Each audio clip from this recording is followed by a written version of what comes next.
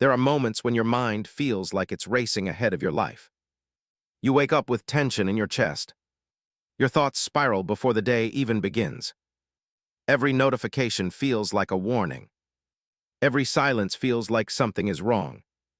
Every responsibility feels heavier than it should. This is the anxiety of 2025. An invisible pressure that follows you from morning to night. A constant whisper that says you're not doing enough, not fast enough, not good enough. But the Stoics faced storms of their own, uncertainty, danger, pressure, and still found inner stillness. Their wisdom offers tools that can quiet the mind, even in chaotic times like ours.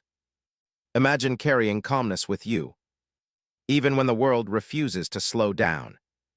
In 2025, anxiety has become a silent global pandemic.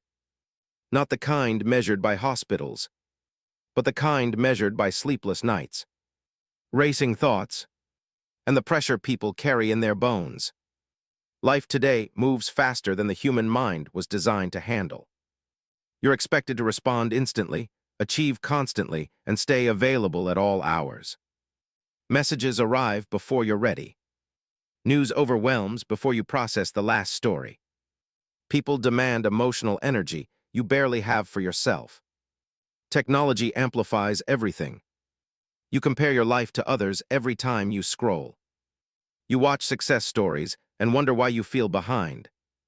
You see curated perfection while struggling with quiet imperfections no one else sees. Burnout is normal. Distraction is constant. Overthinking has become a daily habit. And emotional pain hides behind phrases like "I'm fine" or "just tired." Even strong people feel overwhelmed. Men feel confused about what strength even means now. Women feel exhausted from carrying mental and emotional weight for everyone around them.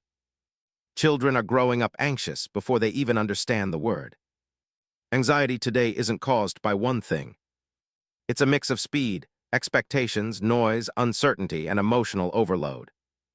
And the more you try to fight it, the stronger it seems to grow. This is why Stoicism matters. Not as old philosophy, but as a practical guide for surviving the emotional chaos of modern life. Stoicism won't remove anxiety, but it can teach you how to calm the storm inside. The ancient Stoics lived in a world filled with uncertainty, war, disease, unstable politics, betrayal, and constant change. And yet, they developed a psychology so strong that even today, modern therapists and thinkers rely on their methods to manage anxiety. Marcus Aurelius wrote his meditations during a time of crisis.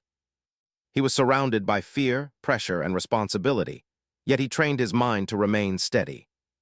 He believed that anxiety comes not from events themselves, but from the stories we attach to those events. Seneca warned that the mind often suffers more from imagination than reality. Modern anxiety is exactly this: fear of what might happen, fear of what others might think, fear of losing control, fear of not being enough. Epictetus offered a simple formula: separate what you can control from what you cannot. Because anxiety grows when you try to control things beyond your reach. Here is the Stoic rule at the heart of their calmness. You control your thoughts, not the world outside. To understand this, imagine your mind as a room with a single door. Anxiety knocks constantly. Thoughts swirl like wind. But you decide what enters. You decide what stays.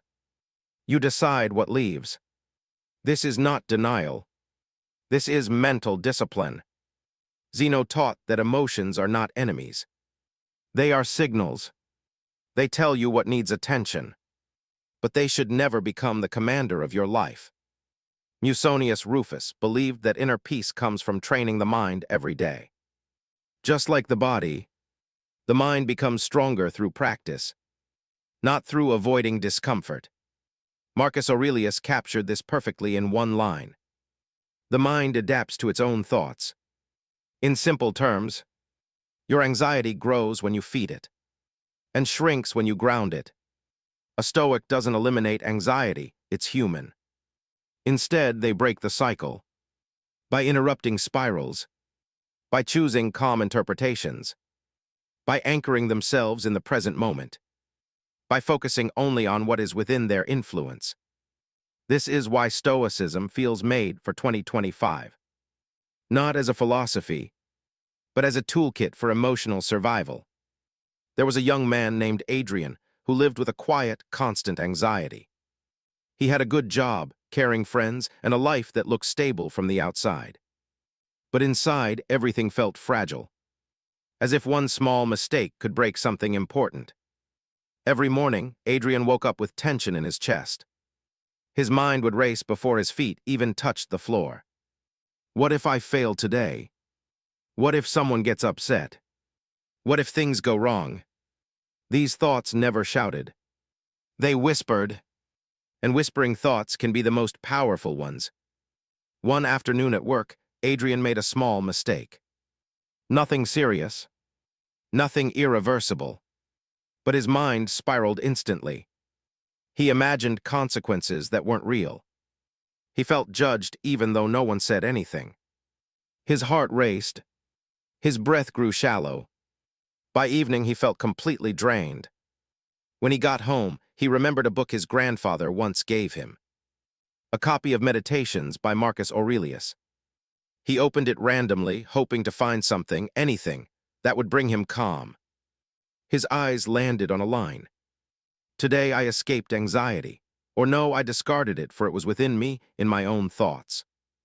Adrian paused. It felt like Marcus was speaking directly to him across centuries. He realized something important. His anxiety didn't come from the mistake. It came from his interpretation of it, from the story his mind created around it. The next morning, his anxiety returned. Because habits do not disappear overnight. But this time, he tried something different. When the thoughts began spiraling, he stopped and whispered to himself, "That is a story, not a fact." The anxiety softened. Not fully, but enough that he felt his breath again. Throughout the week, Adrian tried more Stoic practices. He separated what he could control from what he couldn't. He focused on his actions, not other people's opinions. He reminded himself that fear lives in the future, while calmness lives in the present. Slowly, almost invisibly, his inner world began to shift. He was not free of anxiety, and he knew he never would be completely. But he had found something stronger than the anxiety itself. Perspective. One day, after handling a difficult situation with surprising calm, he smiled to himself and whispered the words again. That is a story, not a fact. And for the first time in a long time, he felt like the narrator of his mind, not the prisoner of it. This was his Stoic turning point. He stopped trying to fight anxiety and learned how to walk beside it with strength. Stoicism gives us practical tools to work with anxiety, not by suppressing it, but by understanding it, guiding it, and reducing its power.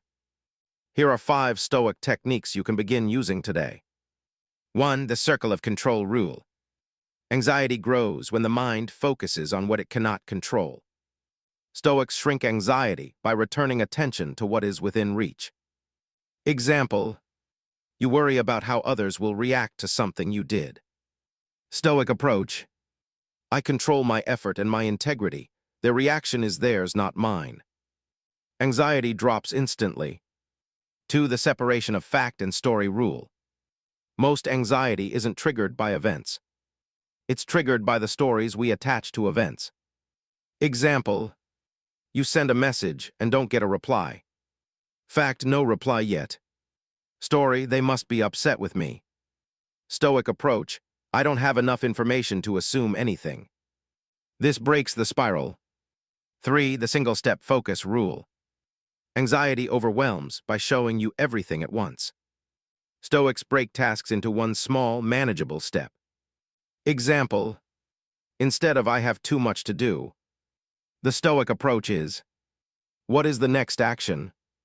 Focusing on one step creates immediate calm. 4. The calm observation rule. Stoics treat anxious thoughts like clouds passing across the sky. Not commands, not predictions, just temporary movement. Example: a fearful thought appears. Instead of reacting, you say, "Here is anxiety, it will pass." This takes away its emotional authority. 5. The negative visualization rule. Stoics imagine the worst-case scenario, not to scare themselves, but to see that even the worst is survivable. Once the fear is seen clearly, it loses its mystery. Example: you fear making a mistake. Imagine what realistically happens. You learn, you adjust, you move on. Suddenly the fear shrinks.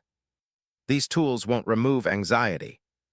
Nothing can remove it completely, because anxiety is part of the human experience.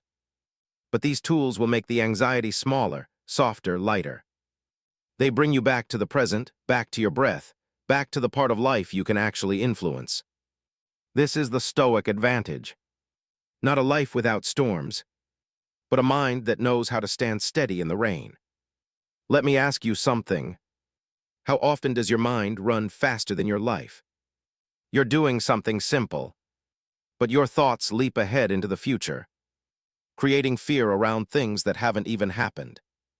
You're trying to rest, but your mind replays mistakes, conversations, and worries that no longer exist. It feels like your thoughts are pulling you forward and backward at the same time. Anxiety feels heavy because you're carrying time that doesn't belong to you yet. Think of your mind like a lake. When the wind is strong, the surface shakes, the waves swell, the water becomes cloudy, but the depth of the lake doesn't disappear. It's just hidden beneath the turbulence. Your calm is still there, even when anxiety covers it. Your clarity is still there, even when worry blurs it.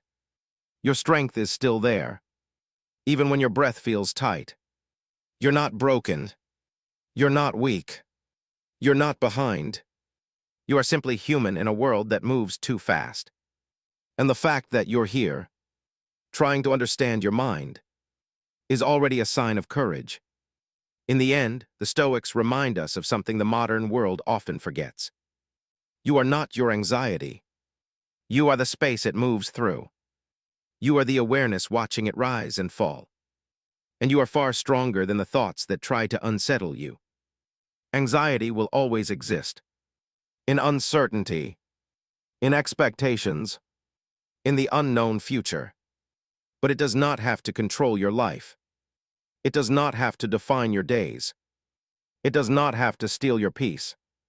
The Stoics learned to walk calmly through chaos because they trained their minds to return to what is real. The present moment, the breath, the choice right in front of them. You can do the same. You can create a mind that is steady even when your thoughts shake. You can build inner stillness even when the world moves too fast. You can become someone who feels anxiety, but is no longer ruled by it. Walk gently. Walk calmly. Your mind belongs to you. And now you know how to guide it.